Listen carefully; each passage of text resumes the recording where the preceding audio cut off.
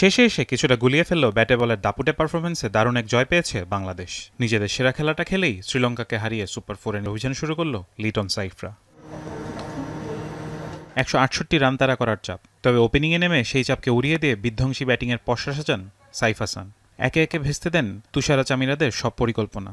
আজকের ইনিংসটা অবশ্যই স্পেশাল ছিল, টিমের জন্য কন্ট্রিবিউট করতে পারছি আলহামদুলিল্লাহ। হোপফুলি আরও ভালো কিছু করতে পারবো। শ্রীলঙ্কানদের বিপক্ষে নিজেদের ব্যাটিং পরিকল্পনা কাজে লাগিয়েছেন সাইফ। লিটন ও হৃদয়ের সাথে ব্যাটিং করে নিজের স্বাচ্ছন্দ্যের কথা জানান তিনি। দলের অভিজ্ঞ বোলার ফিজের প্রশংসাও তার কণ্ঠে। টিম মিটিং করছি, ওখানে আমরা স্পেসিফিক্যালি ভালো হ্যান্ডেল করছি, আর কমিউনিকেশন খুব ভালো ছিল লিটনদার সাথে। উনি মানে অ্যান্টিসিপেট করতে পারছিল যে নেক্সট বল কী হবে, তো উনি সেটাই আমাকে বলছিল। সো আলহামদুলিল্লাহ সাকসেস হয়েছি।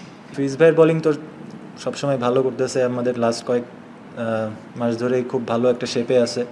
তো আজকে এরকম রান হয়েছে, তার মতো অনেক কম রানও দিচ্ছে, উইকেট ভাইটাল মোমেন্টে উইকেট নিচ্ছে।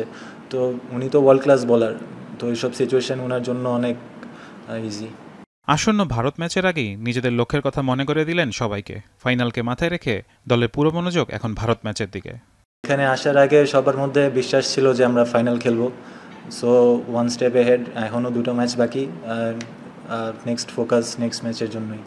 গ্রুপ পর্বে বড় ব্যবধানে হারলেও সুপার 4-এ শ্রীলঙ্কার বিপক্ষে জয় দিয়ে এশিয়া কাপ মিশন শুরু করেছে টাইগাররা।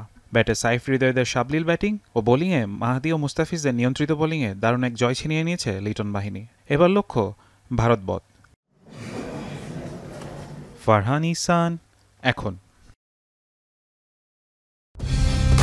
কালার এক্সপার্ট, জর্জ স্যাপ এবং মাইল্ড অন হ্যান্ডস টেকনোলজি সমৃদ্ধ অরিক্স ক্রিস্টাল ওয়াশ আপনার লন্ড্রি এক্সপার্ট।